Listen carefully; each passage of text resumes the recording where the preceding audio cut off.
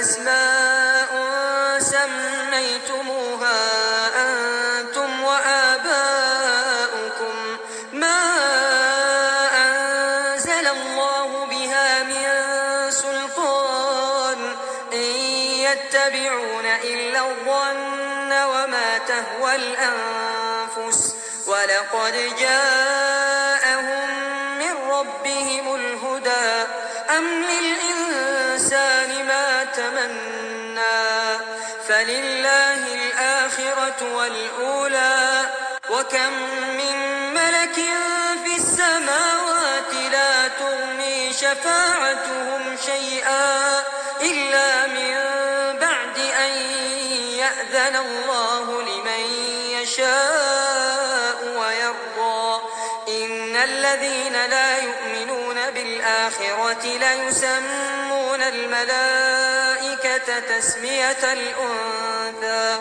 وما لهم به من علم إن يتبعون إلا الظن وإن الظن لا يغني من الحق شيئا فأعرض عمن تولى عن ذكرنا ولم يرد إلا الحياة الدنيا ذلك مبلغهم من العلم إن ربك هو أعلم بمن ضل عن سبيله وهو أعلم بمن اهتدى. Ce ne sont que des noms que vous avez inventés, vous et vos ancêtres. Allah n'a fait descendre aucune preuve à leur sujet. Ils ne suivent que la conjecture et les passions de leurs âmes, alors que la guidée leur est venue de leur Seigneur. Ou bien l'homme aura-t-il tout ce qu'il désire? À Allah appartiennent la vie future et la vie d'ici-bas. Et que d'anges dans les cieux dont l'intercession ne sert à rien, sinon qu'après qu'Allah leur a permis, en faveur de qui il veut et qu'il agrée. Ceux qui ne croient pas en l'au-delà donnent aux anges des noms de femmes. Alors qu'ils n'en ont aucune science, ils ne suivent que la conjecture, alors que la conjecture ne sert à rien contre la vérité. Écarte-toi donc de celui qui tourne le dos à notre rappel, et qui ne désire que la vie présente. Voilà toute la portée de leur savoir. Certes, ton Seigneur connaît parfaitement celui qui s'égare de son chemin, et il connaît parfaitement qui est bien guidé. Assalamu alaikum wa rahmatullahi wa barakatuh. Que la paix soit sur vous ainsi que la miséricorde et la bénédiction. Dans toute société, à travers l'espace, à travers le temps, à travers l'histoire, il y a eu des normes sociales qui se sont imposées sur les individus. Et ces normes sociales ont fait loi et font loi. Et même si ces dernières vont à l'encontre de la saine nature, de la biologie, de la raison, eh bien, comme elles sont propagées, comme la plupart, beaucoup ou tout le monde font ces choses, à ce moment-là, elles sont acceptées par la masse. Et ça fait partie des points du pourquoi les prophètes ont été combattus, chassés, dénigrés, moqués, jusqu'à être assassinés pour certains, ou ont subi des tentatives d'assassinat. En effet, parce que dans toute société, en toute époque, à travers le temps, à travers l'espace, eh ben, vous avez des individus, des notables, des élites, des sénateurs, des élus, des politiciens, des rois, des princes, etc., qui ont imposé une norme sociale, qui ont imposé un système de vie, de pensée, de croyance, un système économique, et via ces dernières se sont incorporées ou se sont greffées des normes. Et donc, effectivement, quand les prophètes sont venus dans ces cités, avec la révélation, donc un autre système de vie, de pensée, de croyance, d'autres valeurs, un autre modèle de société, d'autres valeurs économiques et financières. Et donc, d'autres normes sociales qui allaient s'imposer, de fait, eh ben, effectivement, ils ont été combattus, ils ont été chassés, ils ont été moqués, pris en dérision, pour que les gens se détournent, hein. C'est un sorcier, c'est un fou, c'est un poète, un magicien, etc. Aujourd'hui, c'est d'autres mots. C'est des islamistes, c'est des radicaux, des extrémistes et compagnie. Le but, c'est quoi? C'est de discréditer finalement la vérité, et les porteurs de vérité, et les porteurs de lumière.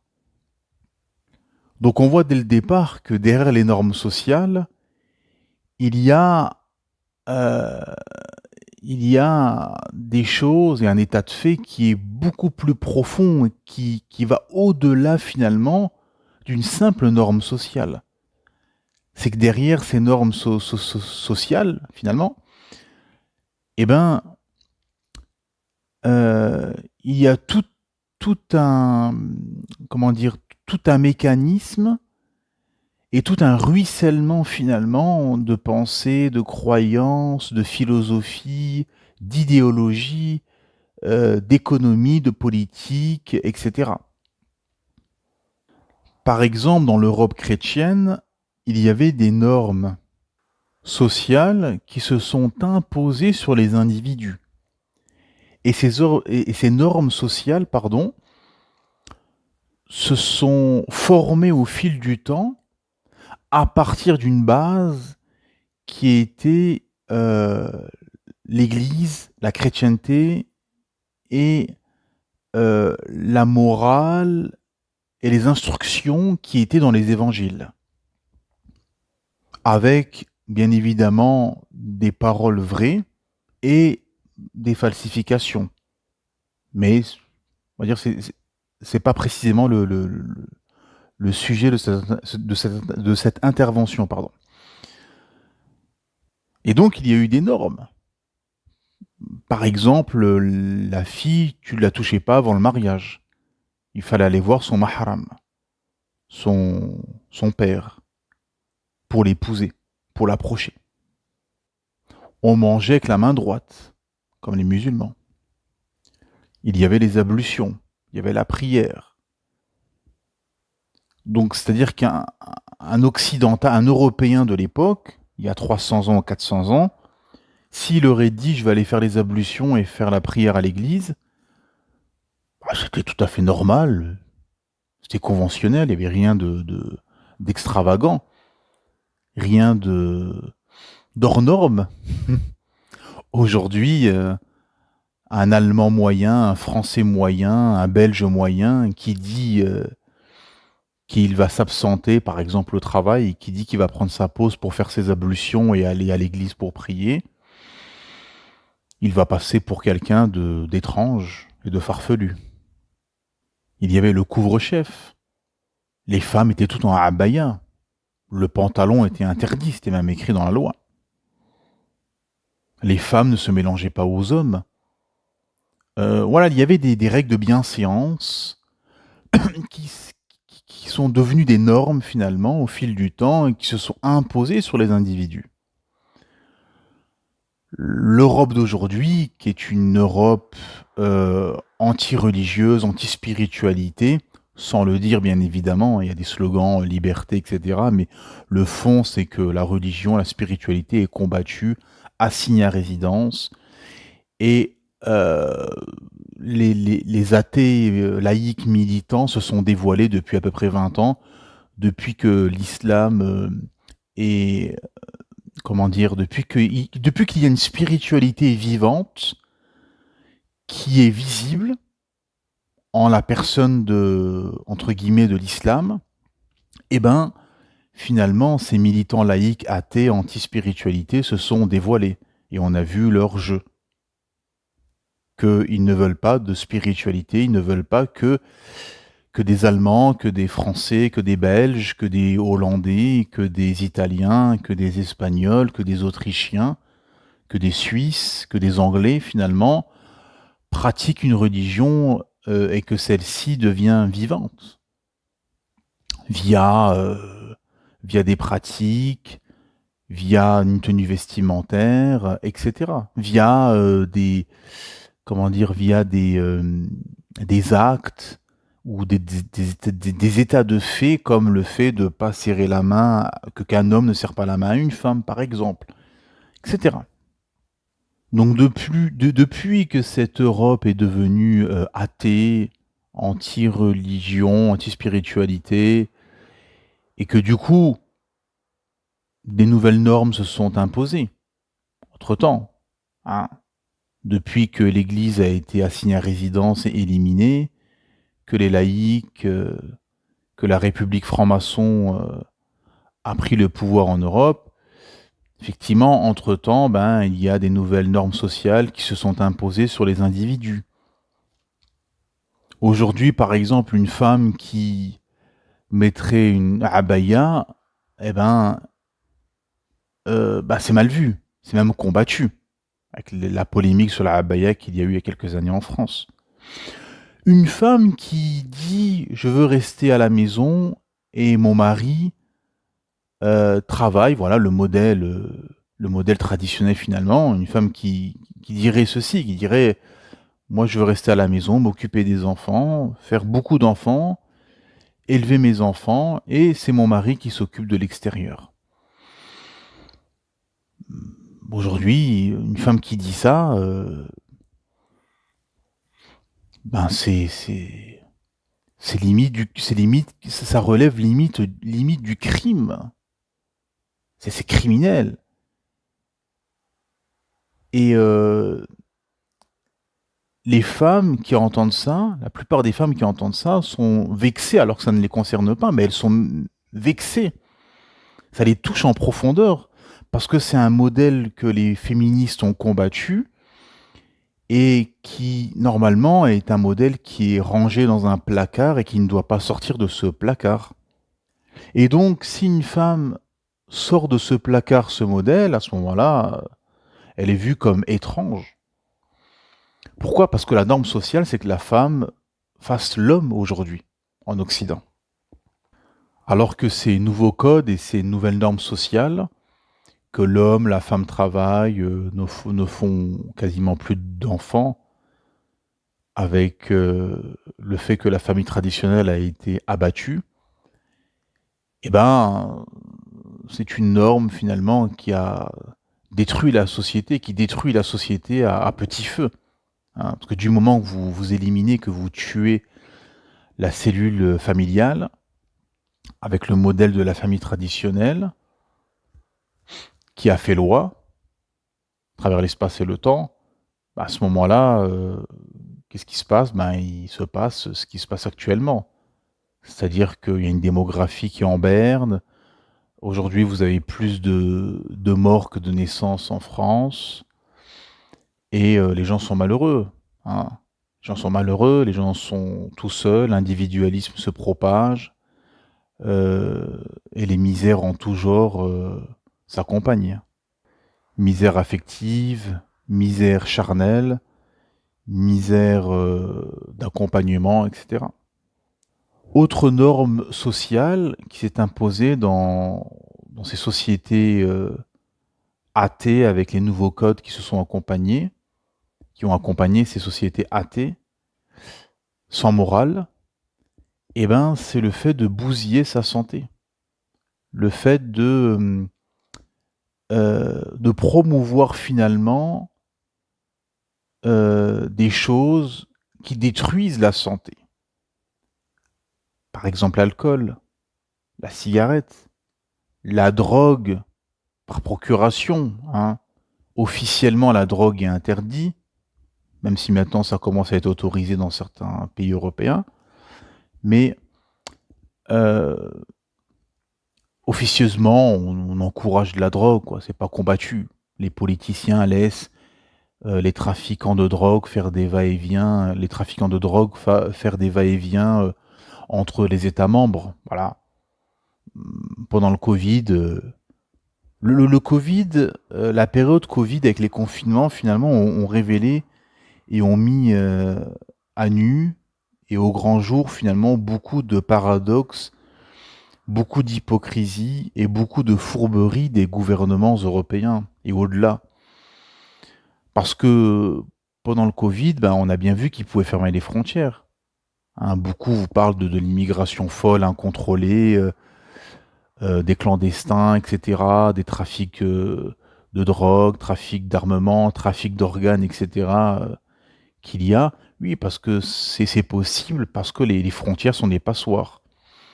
Donc on a vu que pendant les confinements, bah, il y a eu une fermeture des frontières stricte, même entre les États membres, qui a fait que, à un moment donné, seules les personnes qui travaillaient, par exemple les Français qui travaillaient au Luxembourg, en Allemagne, en Suisse, etc., pouvaient franchir la frontière.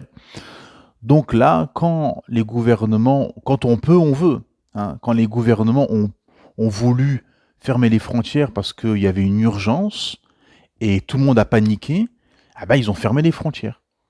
Là, pourquoi ils le font pas? Pour tous les trafics d'armes, d'armement, de drogue, de substances illicites, etc. Donc on voit que c'est voulu. Donc, tout ça pour dire que, comment dire, ce qui détruit la santé euh,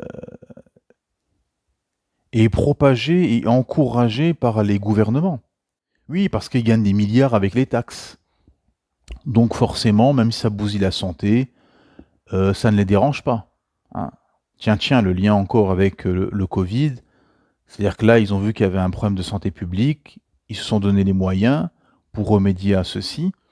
Bah, dans ce cas-là, faites pareil avec l'alcool, les drogues, etc.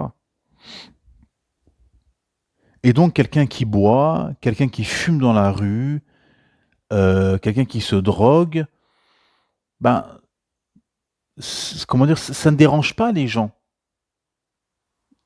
Regardez, même en tant que musulman, en tant que croyant, quand vous voyez quelqu'un dans la rue en train de fumer, ça va pas tellement on s'est habitué à ça, tellement les gens se sont habitués, ça va pas vous sauter aux yeux, ça va pas vous choquer plus que ça, parce que vous êtes habitué, parce que c'est une norme, parce que 30%, 40%, 50%, 60%, Allahu A'lam, dans une société fume.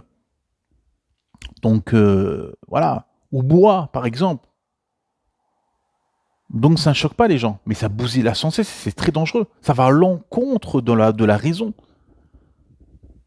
Vous avez des gens qui dépensent sur des années des milliers d'euros dans la mort.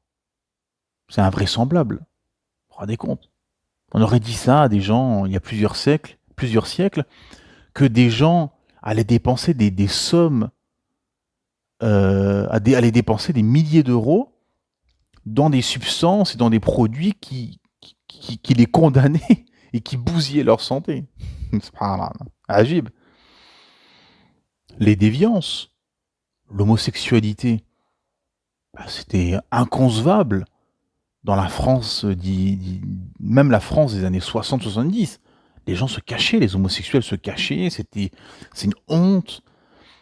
Et voilà, aujourd'hui c'est une norme sociale. C'est-à-dire que dans toute entreprise, dans toute famille, vous avez des homosexuels, enfin toute famille non musulmane en tout cas. Vous avez des homosexuels, vous avez voilà, qui s'affichent en tout cas, qui le revendiquent. Les travestis, les transgenres, c'est encore pas tout à fait une norme, mais vous, dans certains endroits, dans des grandes métropoles occidentalisées où c'est où c'est l'anarchie, bah voilà, ça devient une norme. Voilà. Le changement de sexe devient une norme. Mettre des vieillards dans des EHPAD, dans des maisons de retraite, ça devient une norme. Alors que c'est abject, ça s'est jamais vu. Les gens gardaient leurs aînés et s'occupaient d'eux jusqu'au décès. Donc là, on voit que c'est des normes qui vont à l'encontre de la raison, à l'encontre de la biologie. Et là, on va aller dans une norme qui va à l'encontre de notre saine nature, de notre fitra, de notre âme, de pourquoi notre âme a été créée, c'est-à-dire adorer Allah Ta'ala. L'athéisme est devenu une norme qui s'est imposée sur les individus à terme. Naam, on a propagé dans les écoles républicaines, occidentales, l'athéisme. Bien évidemment, c'est déguisé. On ne vous le dit pas directement. Shaitan, il vient pas vous dire que je vais vous combattre, non. Satan vient avec ses suppôts, ils viennent tous avec des déguisements. Bah oui, pour que la ruse opère. Effectivement, avant la loi de la laïcité, en décembre 1905, on estime à peu près que 70%, 80% des Français étaient croyants, chrétiens. Un siècle plus tard, c'est l'inverse. Les chiffres sont complètement inversés, c'est-à-dire que vous avez 70%, 80% qui sont athées ou qui se disent sans religion, agnostiques ou que sais-je. C'est-à-dire que la propagande et le matraquage intellectuel des francs-maçons laïcs dans les écoles républicaines a opéré et a marché. Donc l'athéisme est une norme aujourd'hui qui fait loi. C'est-à-dire que dire je suis athée, c'est bien vu dans les sociétés occidentales. C'est bien vu. Ah, moi je suis athée, je crois en rien. Bon. La plupart disent ça. Beaucoup disent ça. Et les croyants doivent se justifier. Il y a l'inversion des valeurs. Avant, c'était l'athée qui devait se justifier, qui se cachait. Aujourd'hui, c'est le croyant. Croyant dans le sens croire à la vérité, croire au Créateur Allah subhanahu wa ta'ala et à tous ses prophètes et à tous ses livres. Mais il y a le fait, il y a comment dire, la personne qui est chrétienne, en France par exemple, qui va dire moi je suis croyant, mais derrière elle va tout de suite se justifier. Ah moi je suis croyant, je suis chrétien, mais je juge pas, hein. Chacun fait ce qu'il veut, et tout de suite la personne va se mettre en position inférieure et va se justifier. Pourquoi? Parce que dans son subconscient, il sait que la norme c'est l'athéisme. Donc quand tu parles de croyance, quand tu dis que tu es croyant, que tu crois en Dieu, à ce moment-là, tu es d'office, tu te mets en porte-à-faux avec la bien-pensance. Tu te mets en porte-à-faux avec une norme sociale. Et d'office, tu te mets dans le camp des marginaux. Hein. Parce que le croyant est aujourd'hui marginalisé. Naam. Pourquoi? Parce que dans les sociétés occidentales athées, bien sûr. Parce que dans le monde, c'est pas pareil, partout. Donc, d'office, le croyant est dans la catégorie des gens étranges, marginalisés. Pourquoi? Parce que, subhanallah azim, l'humain répugne à être dans la minorité, répugne à être hors système, hors norme. Voilà. Être hors norme, c'est être dans une position inconfortable. Et l'humain répugne cette position. C'est pour ça que l'élite des croyants sont ceux qui ont, hormis les prophètes, l'élite des croyants non prophètes, sont les premiers qui se sont accrochés au message et aux messagers. Les premiers compagnons, les premiers sahaba, les premiers apôtres, etc. sont l'élite. Pourquoi? Parce que ils se sont mis dans une position inconfortable, dans une position de marginalité à son paroxysme. Parce qu'au début, le prophète Mohammed, c'est pour ça que les ulama, les savants nous disent que les premiers compagnons n'auront pas la même récompense que les derniers. Dernier dans le sens à partir du... Parce que pour être compagnon, déjà, il faut être contemporain du messager d'Allah, sallallahu alayhi wa sallam. Mais les premiers qui ont accepté le message et le messager n'auront pas la même récompense que les derniers. Qu'à la fin de la prophétie, quand on a récupéré la Mecque, quand on avait une armée, quand on était solide, etc., quand on avait beaucoup de membres et qu'on était en position de force. Pas la même chose que les premiers compagnons qui ont embrassé le messager, qui ont embrassé le message, qui ont suivi le messager. À la Mecque, l'époque, quand on était 20, 30, 40, marginalisés, combattus, moqués en position d'extrême faiblesse. Pas la même chose. Là, il faut un courage et un niveau de foi stratosphérique. Hein, naam. Et donc, effectivement, les gens préfèrent la norme, même si celle-ci est dans l'égarement, parce que t'es pas regardé bizarrement, t'es pas montré du doigt, combattu. Et ça, l'humain répugne cette position, d'être montré du doigt, d'être combattu, d'être marginalisé. C'est pour ça que le courage et la volonté qu'avaient les prophètes est extraordinaire. Dans une société où tout le monde, le système, les élites, les notables, la société, les faibles d'esprit, tout le monde sont contre toi, te combat. C'est une position c'est une position honorable finalement, mais qui nécessite énormément d'efforts. Et la réponse à ça, la réponse à pourquoi, Allah Ta'ala nous le dit au verset 116, le fameux verset 116 de la sourate 6. Et si tu obéis à la majorité de ceux qui sont sur terre, ils t'égareront du sentier d'Allah.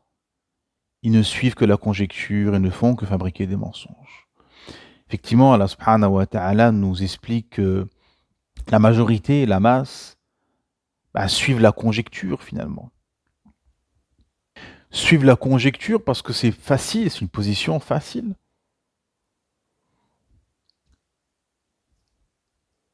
Que vont dire les gens? Que vont penser les gens de moi? Si je fais ci, si je fais ça. Et ça, c'est l'épreuve du croyant. C'est pour ça qu'on arrive du côté des musulmans. Là, on a parlé de manière globale et générale.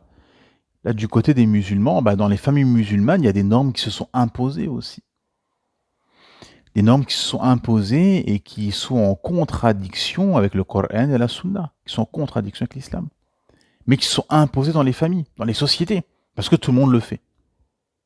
Par exemple, le hijab, c'est une obligation divine. Quand vous avez dans une famille où toutes les femmes quasiment de la famille sont mutabarijat, sont sans hijab, celle qui met le hijab, surtout si c'est la plus jeune, elle est combattue, elle est marginalisée. Elle est vue comme quelqu'un qui va les déranger. Parce qu'à ce moment-là, elle est hors norme. Mais elle, alhamdulillah, elle est sur Sirat al-Mustaqim, elle est sur le chemin droit, elle suit la guidée. Elle obéit, elle se soumet à un ordre divin de mettre le hijab. Elle est sur la vérité. Mais elle est hors norme dans sa famille. Elle n'est pas dans la norme sociale qui s'est imposée dans sa famille, dans sa tribu. Donc à ce moment-là, elle sera combattue. À l'inverse, si dans une famille toutes les femmes sont en hijab, celle qui est sans hijab, elle emmène pas large comme on dit, donc elle est un peu plus dans une position de difficulté.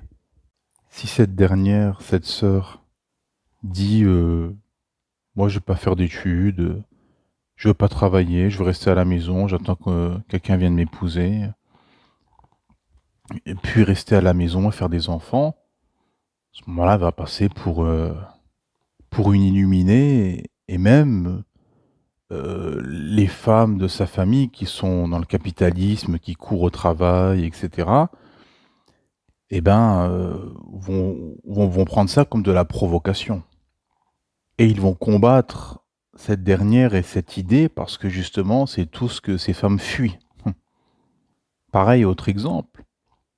Si vous avez quelqu'un parmi ces familles qui habite en France et qui veut faire la hijra, qui veut aller vivre dans le pays d'origine, Maroc, Algérie, Tunisie, etc., il va provoquer la contestation de ses proches qui vont lui faire des reproches et lui dire mais qu'est-ce que tu fais, pourquoi, qu'est-ce que tu vas faire là-haut, etc.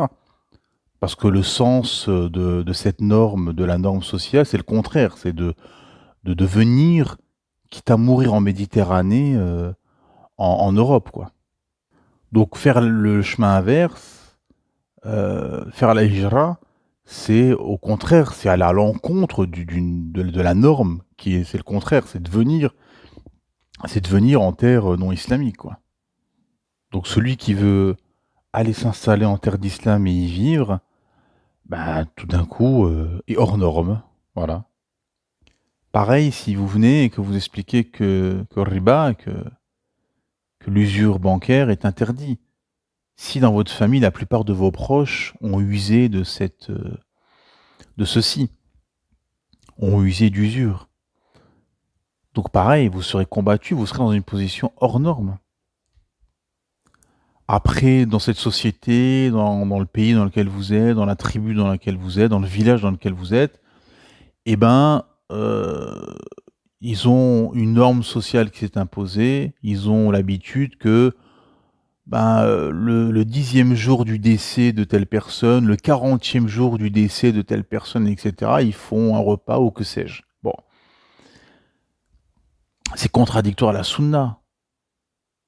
Vous, quand vous allez venir et expliquer ceci, vous allez vous être hors norme. Parce que la norme qui fait loi, c'est de faire cette pratique. La norme dans cette société, c'est de faire un mariage spectaculaire avec beaucoup d'argent, avec des cortèges de voitures, louer une salle, etc., etc. Vous, et il y en a, alhamdoulilah, qui venez, qui dit, du moins vous leur dites que, que vous allez faire un mariage modeste, simple, euh, homme-femme séparés, dans une maison, voilà, simple, modeste, peu de moyens, ou à la mosquée par exemple, vous allez recevoir des invectives verbales, vous allez passer pour quelqu'un d'étrange, de farfelu parmi vos proches.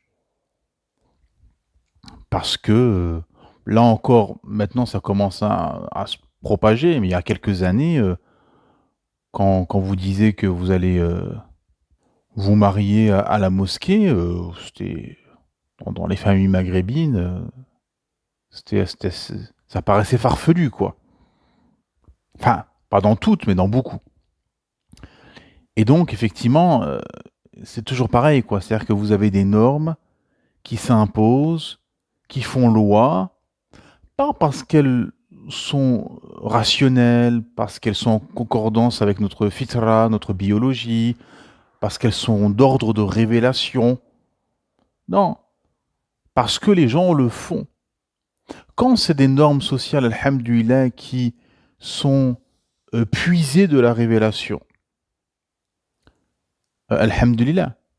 Mais quand c'est juste le fruit de réflexions humaines et de constructions humaines au fil du temps, via les passions, via les désirs, via les déviances, via les accommodements des uns et des autres, etc., c'est là où c'est problématique. Parce que inéluctablement, ça ira à l'encontre de la biologie, ça ira à l'encontre de la raison, ça ira à l'encontre de la saine nature, de l'âme, du cœur, etc. Et c'est là où on touche un point essentiel, c'est-à-dire qu'il y a ceux qui suivent la guidée, peu importe l'espace-temps, peu importe les modes, peu importe où va le monde, peu importe les normes sociales qui font loi et qui s'imposent et qui se sont imposées, alhamdulillah, cette personne suit le Coran, suit la Sunna, suit le Minhaj an-Nubuwa, suit la guidée révélée. Et il y a ceux qui vont aller dans le sens du vent, qui vont suivre les normes sociales, qui vont suivre regarder à gauche, à droite, ce qui se passe, etc. Regardez, subhanallah, les versets qui ont été récités au début de cette vidéo. La Azza wa Jal nous dit à un moment donné, c'est la sourate An-Najm, la sourate l'étoile, sourate extraordinaire. À un moment donné, Allah Ta'ala nous dit, traduction dans le sens, ils ne suivent que la conjecture et les passions de leur âme, alors que la guidée leur est venue de leur Seigneur. Comme l'autre verset, le verset 116 de la sourate 6, Allah Ta'ala nous dit que les gens suivent la conjecture, suivent les passions, les mensonges, etc. Un peu plus loin, quelques versets plus loin, la Azza wa Jal nous dit « Écarte-toi donc de celui qui tourne le dos à notre rappel et qui ne désire que la vie présente. Voilà toute la portée de leur savoir. Certes, ton Seigneur connaît parfaitement celui qui s'égare de son chemin et il connaît parfaitement qui est bien guidé. » Et subhanallah azim, ce qui est incroyable, c'est que quand vous regardez toutes les normes sociales qui se sont imposées partout dans toute société, à travers l'espace et le temps, qui ne sont pas d'ordre de la révélation, eh bien c'est que de l'égarement. C'est que de l'égarement. C'est que de la déviance. Rares sont les normes sociales qui se sont imposées, qui ne sont pas issues de la révélation et qui ne vont pas à l'encontre de la fitra, de la saine nature, de la biologie, etc. Ça n'existe quasiment pas. C'est-à-dire que comme mon exemple du début dans l'Europe chrétienne, avec les normes qui se sont imposées, qui sont tirées de la morale de l'Évangile, qui étaient des normes qui allaient dans le sens de notre fitra, de notre saine nature, de notre biologie, de la raison même. Eh bien, du moment qu'on s'éloigne, plus on s'éloigne de la révélation, plus on s'éloigne des livres célestes révélés, plus les normes sociales qui vont s'imposer seront des normes qui iront à l'encontre de notre biologie. On le voit avec les déviances, l'homosexualité, le féminisme, les avortements de masse, les divorces de masse, etc., qui vont à l'encontre de la santé. On le voit avec les drogues, la cigarette, l'alcool qui est propagé, qui vont à l'encontre de la saine nature, on le voit avec l'athéisme qui est propagé, qui vont à l'encontre de la raison, avec les choses farfelues, incohérentes, qui sont imposées aux individus. Et c'est là l'épreuve du croyant, c'est-à-dire que, surtout à notre époque de Rouraba, d'étrangeté religieuse, c'est que forcément, il y a beaucoup de choses qu'on fera qui sont tout simplement d'ordre de la révélation, qui sont tirées du Coran, qui sont tirées de la Sunna, et ben, qui iront à l'encontre de normes sociales, qui font loi. Et donc, c'est là finalement le point de rupture entre le croyant sincère qui, malgré tout, entre vents et marées, envers et contre tous, appliquera le Coran et la Sunna, appliquera tel verset ou tel hadith, au risque de provoquer la colère des gens, mais alhamdulillah, la satisfaction du Créateur Allah subhanahu wa ta'ala, et ceux, les croyants faibles, qui abdiqueront, qui se soumettront en quelque sorte à la norme sociale en dépit et malgré que ça va à l'encontre de tel verset ou tel hadith, pour avoir la satisfaction des gens, mais qui malheureusement encourront la colère du Créateur Allah subhanahu wa ta'ala. Ça ne vous rappelle pas un verset à la fin de la sourate Al-Fatiha? Ceux qui ont encouru la colère d'Allah subhanahu wa ta'ala? Naam, effectivement. Ce verset, comme les savants disent, un musulman aujourd'hui peut tomber dans ce verset. Peut tomber dans le verset d'encourir la colère d'Allah subhanahu wa ta'ala. Et effectivement, à travers le temps, c'est ce qui s'est passé. C'est-à-dire qu'il y a eu des croyants qui se sont accrochés euh, à la guidée de Jésus, à la guidée de Moïse, à la guidée de David, qui se sont accrochés aux psaumes, qui se sont accrochés à la Torah, qui se sont accrochés à l'Évangile. Ceux qui ont suivi la guidée de Mohammed, sallallahu alayhi wa sallam, qui se sont accrochés au Coran, alhamdulillah, et que malgré tout, entre vents et marées, envers et contre tous, sont restés fermes sur la guidée des prophètes et des livres, malgré que les gens ont changé, malgré que les temps ont changé, malgré que les normes sociales ont changé. Ils sont restés fermes sur la guidée. Ils sont restés fermes sur la norme de notre Créateur, Allah subhanahu wa ta'ala. La norme révélée. Alhamdulillah. Et il y a ceux qui, au fil du temps, ont dévié, se sont corrompus, ont caché une partie du livre et ont montré une partie du livre, ont appliqué une partie du livre et ont délaissé une partie du livre. Parce que ça les dérangeait, parce que ça allait à l'encontre de leur passion, et parce que ça allait à l'encontre des normes sociales qui se sont imposées sur les individus. Et donc on voit que c'est là que le croyant est fort. La force du croyant, c'est d'appliquer le texte, d'appliquer la révélation, même si cette dernière va à l'encontre d'une norme sociale. Et voilà le défi des Rouraba, le défi des étrangers, qui seront minoritaires et qui corrigeront une majorité corrompue, comme dit le hadith, c'est-à-dire que ils ne vont pas suivre le mouvement de moutons zombifiés qui vont à l'abattoir de Masih ad-Dajjal. Non, eux, ils vont s'écarter, se désavouer et suivre, même si sur ce chemin ils sont peu, suivre le sentier lumineux de notre Créateur Allah subhanahu wa ta'ala. Et suivre la norme du Coran et de la Sunna. Pas la norme de Foulen, de Allen, de tel pays, de telle tribu, de telle famille, de telle société. Non. Ils se désavouent de leurs proches, ils se désavouent de leur tribu, ils se désavouent des gens de leur société pour Allah subhanahu wa ta'ala.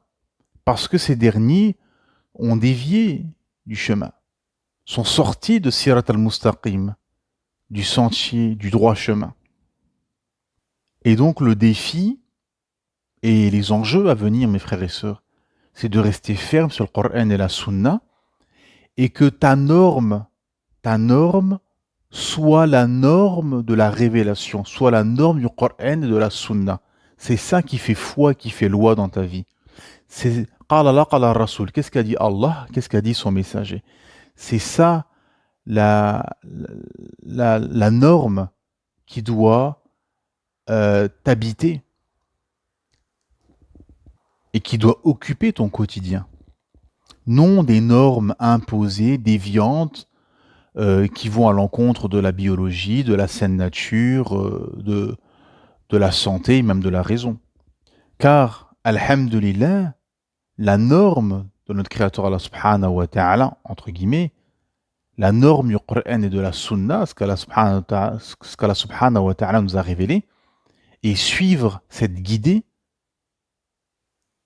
eh ben, l'issue sera heureuse. Alhamdulillah. L'issue sera le paradis. Ce que je vous souhaite ainsi qu'à moi. Par contre, ceux qui auront suivi les normes sociales en dépit de la vérité, pour avoir la satisfaction des gens, au détriment d'avoir la colère et d'encourir la colère d'Allah subhanahu wa ta'ala, et qui ne se répandent pas, et qui restent sur ces normes contradictoires au Coran et à la Sunna et contradictoires à l'islam, eh ben risquent de mal finir. Wal'iyadu billah, qu'Allah nous en préserve. Donc faire très attention, prendre conscience que cette guidée, cette norme, la norme de notre Créateur Allah subhanahu wa ta'ala, la norme du Coran de la Sunna, apporte le bien, apporte la sérénité, alhamdulillah, en dépit, envers et contre tous, en dépit de provoquer la colère des gens. Mais si vous ramenez la satisfaction, si ceci provoque la satisfaction de votre Créateur Allah subhanahu wa ta'ala, alhamdulillah, vous avez tout gagné. Et le bien ultime de ceci, c'est que ceci, Inch'Allah bi'idhnillah, vous amènera jusqu'au paradis, ce chemin. Par contre, à l'inverse, malheureusement, les gens auront eu une position confortable pendant un court moment, mais cette position confortable sera inconfortable le jour des comptes. Et à l'inverse, cette position inconfortable et cette position de marginalité que vous avez eue et qui était votre quotidien, alhamdulillah, s'inversera le jour des comptes et sera une position confortable. En effet, se méfier des normes sociales qui peuvent malheureusement mener au feu de l'enfer, wal'iyadu billah, et qu'Allah nous en préserve. Et restez et accrochez-vous au Coran et à la Sunna et à la norme de la révélation qui, dans tous les cas, peu importe si vous êtes peu marginalisé, combattu, moqué, ostracisé, ou bien que vous êtes en majorité dans la société, dans tous les cas, alhamdulillah, ceci vous ramènera le plus grand bien qui est de sauver votre âme du feu de l'enfer et de vous permettre, bi'idhnillah, par la permission d'Allah, par la miséricorde d'Allah subhanahu wa ta'ala, d'obtenir le paradis éternel. Que la paix, la miséricorde et la bénédiction soient sur vous.